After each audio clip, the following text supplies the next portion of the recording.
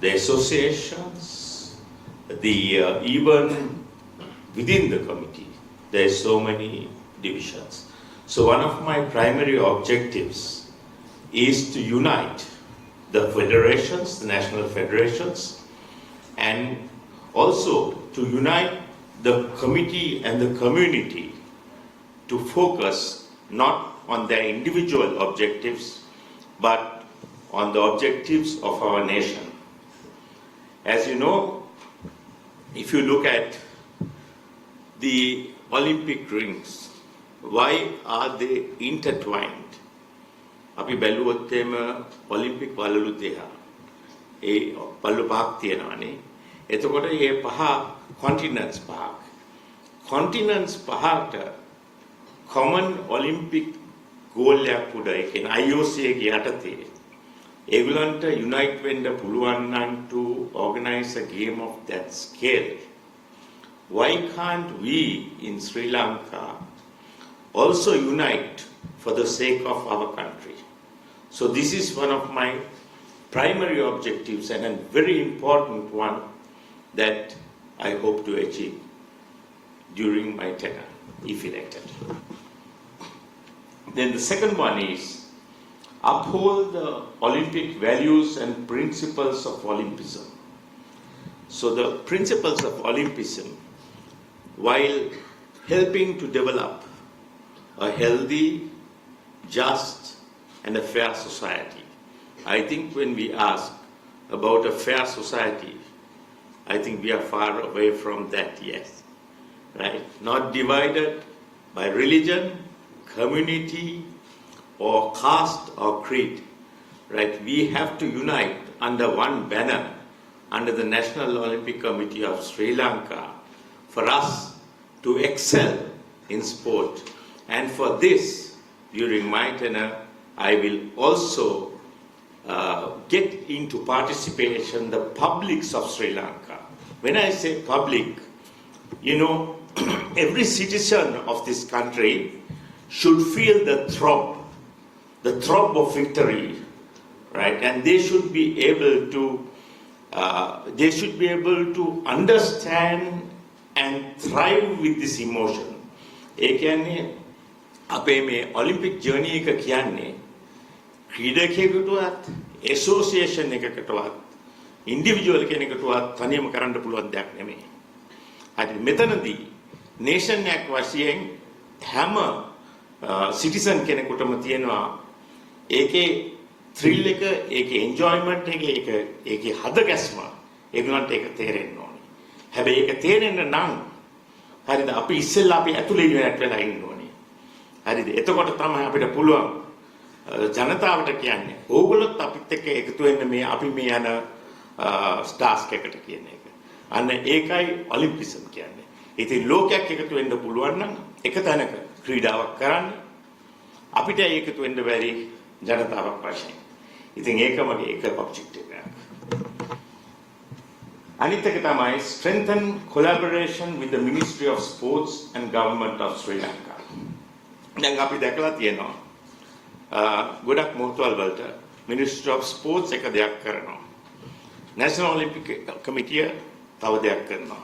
හැබැයි මේක ඔක්කොම අපේ රටේ ජනතාවගේ සල්ලි. එතකොට හිතන්න අපි මේ දෙකම එකතු කරලා එක තනි ඔබ්ජෙක්ටිව් එකක් වශයෙන් රටක් වශයෙන් අපිට එන්න පුළුවන් නම් එතකොට හිතන්න අපිට කොතනද ඉන්න පුළුවන් කියලා. ඉතින් ඒ එකතු කිරීම සහ ඒ එක අරමුණකින් යෑම it's very important because අපිට National Olympic Committee එකක් හැටියට තියෙනවා ලොකු ටාස්ක් එකක්. ඒ ටාස්ක් එක ඇවිල්ලා අපේ organizers like එකතු වෙලා ඒ රටවල් එක්ක අනුබද්ධ වෙලා ඒ ටික කරන්න. ඒ වගේම Ministry of Sports එකක් තියෙනවා. අපිත් එක්ක ඊළඟට සම්බන්ධ වෙලා මේ ක්‍රීඩකයන්ට ඒ අවශ්‍ය පාත් එක සලසලා දෙන්න.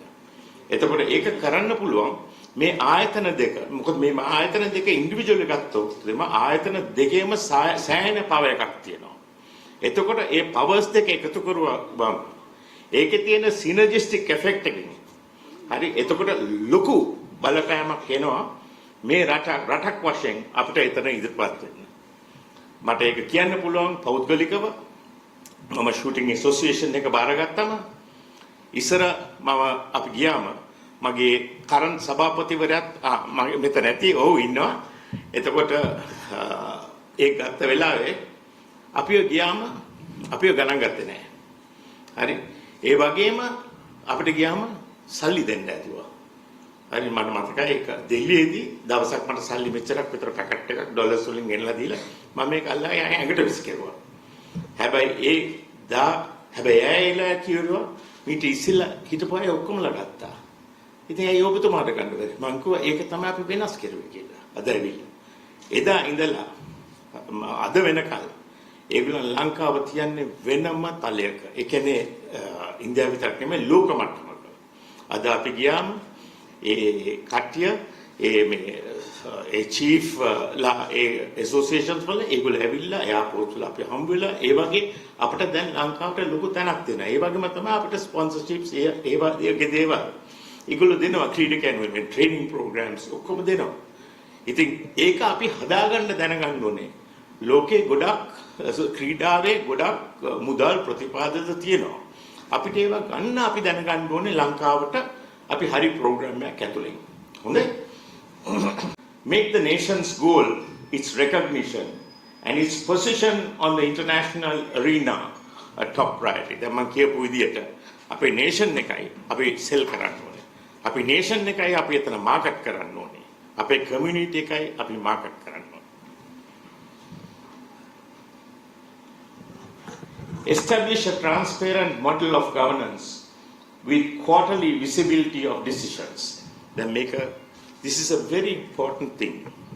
Today, if I ask any of you what is happening inside the Olympic Committee, none of you will have an idea. If I ask the associations who are an integral part of this system, we may be in the governance seat, but they are the members. If you ask them today, do you know what happened? Do you know why those funds were issued last week to so and so? They will not be aware of anything. That transparency I will create so that once quarterly there will be a get together for all the associations where we will present where the funds coming. The funds coming from Asian Olympic Committee and from International Olympic Committee. Large amount of funds coming in dollars. So they will see how the funds came in, where it came in. Then how the funds were disbursed and why the funds were disbursed in this manner. Right? ඒ කියන්නේ ඒගොල්ලන්ට national federations වලට එක ප්‍රශ්න කරන්න. ඒක අවස්ථාවක් දෙන්න ඕන අපි governing seat එකේ ඉන්නවනම් අපි ඒකට accountable වෙන්න ඕනේ. එතකොට ඒ transparency එක ඇති කරුවේ නැත්නම් මෙතන ඒ වෙනස ඇති කරන්න බෑ. ඉතින් ඒක මම කරන්න බලාපොරොත්තු වෙනවා. And create an open book funding system for all affiliated associations. ඒ කියන්නේ අරකම extension එකක් තමයි open book funding system එක කියන්නේ. ඊට අමතරව අපිට තියෙනවා ස්පොන්සර්ස්ලා. දැන් ඔය open book funding system එකක් තියෙනවා නම් ස්පොන්සර්ස්ලාත් කැමති එන්න. හරි ලොකු කෝපරේට්ස් ලංකාවේ එන්න කැමති. ඉතින් ඒගොල්ලන්ට ඒ ඔපචුනිටි දෙන්න නම් අපේ සිස්ටම් එක ට්‍රාන්ස්පරන්ට් වෙන්න ඕනේ. ඉතින් ඒ ට්‍රාන්ස්පරන්සි ඇති කිරීම තමයි එතන කියන්නේ.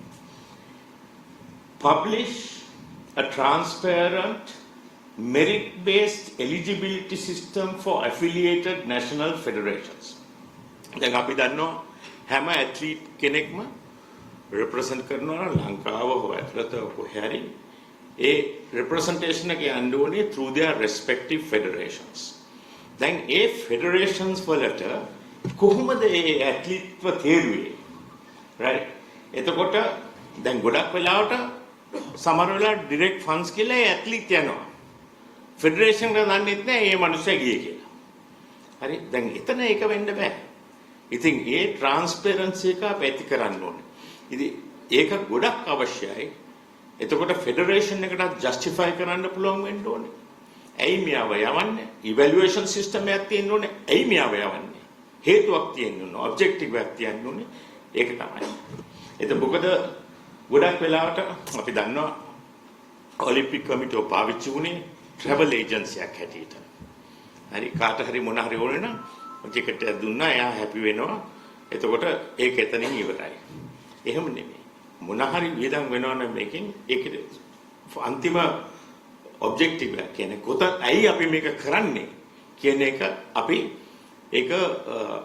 we have to be accountable to the public of Sri Lanka. Strengthen protection for athletes by reinforcing a gender equity community. Gender equity committee. මම කියන්න ඕනේ ඒක ඇත්තටම මේ current administration එකේ ඒක හොඳට කරුණා. හරි ඒකේ අපේ vice president කෙනෙක් දැනටත් තියෙනවා නිලු ජයතිලක කියලා. එයා ඒක ගොඩක් හොඳට කරලා තියෙනවා.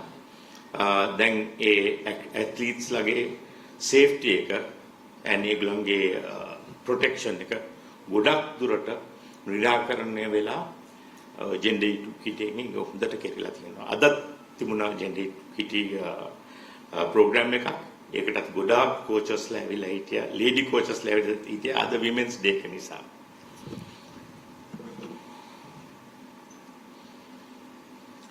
Deliver programs to strengthen athlete and coach capability. දැන් මෙතන athlete capability එක පැත්තෙන් යනවා. coach capability එක අපේ තාවම මදි. ඒක අපි develop කරන්න ඕනේ ලංකාවේ. ඒ කියන්නේ athlete and coach කියන එකේ එකක් තියෙනවා coach develop වෙන්න ඕනේ. athlete develop වෙන්න ඕනේ. එතකොට athlete උයි coach උයි අතරේ තියෙන ඕනේ relationship එක ගැන ඒගොල්ලන්ව educate කරන්න ඕනේ. සමහර තැන්වලදී ඒවා මේ it doesn't happen as per it should happen.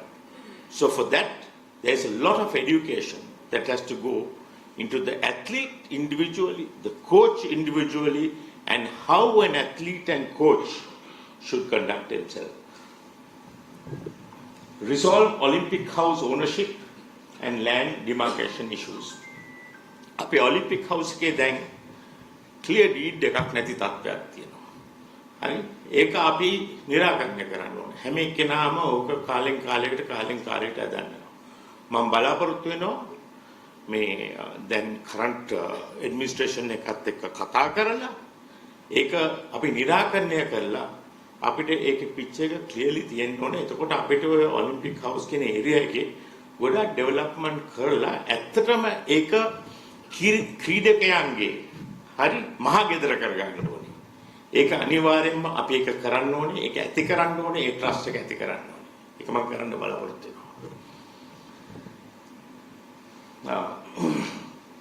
Work cooperatively with Ministry of Sports and the Government of Sri Lanka. Then make a Ministry of Sports, Government of Sri Lanka, Olympic, National Olympic Association of Sri Lanka කියන එක තලයකට ගෙනල්ලා අපි දැන් 2028 Olympics එනවා. එහෙමනම් ඒ agencies තුනත් එක්ක කතා කරලා අපි කියන්න ඕනේ මෙන්න මෙතනට තමයි අපිට යන්න හොඳම chance එක තියෙන්නේ. ඉතින් ඕගලන්ගේ මුදල්ලුත් අපේ මුදල්ලුත් හැමෝම public funds, sponsors funds ඔක්කොම දාලා අපි අනිවාර්යෙන් ඒ goal එක ඇති කරගත්තේ නැත්නම් අපිට කවදාවත් ලංකාවට Olympic medal එකක් ගෙන්න හම්බ වෙන්නේ නැහැ. Restore confidence in the National Olympic Committee as an institution of integrity. ඔයගලන් දන්නවා අපේ ලංකාවේ ගොඩක්ම ෆන්ඩින් එන්න පුළුවන් ඇවිල්ලා අපිට IOC එකෙන් AOC එක ඇරෙන්න අපේ blue chip organizations වල.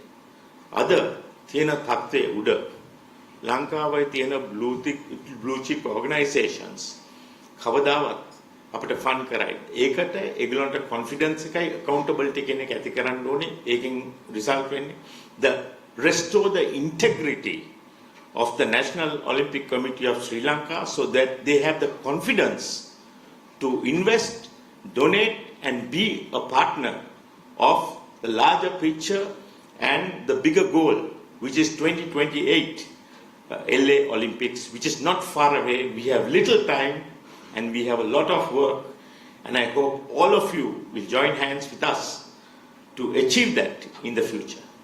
So, gentlemen, let's will to endeavor, will to win and unite with one objective so that we may take Sri Lanka at the next Olympics to a level of recognized competition and see us, the world will see us as able contenders to the medal journey.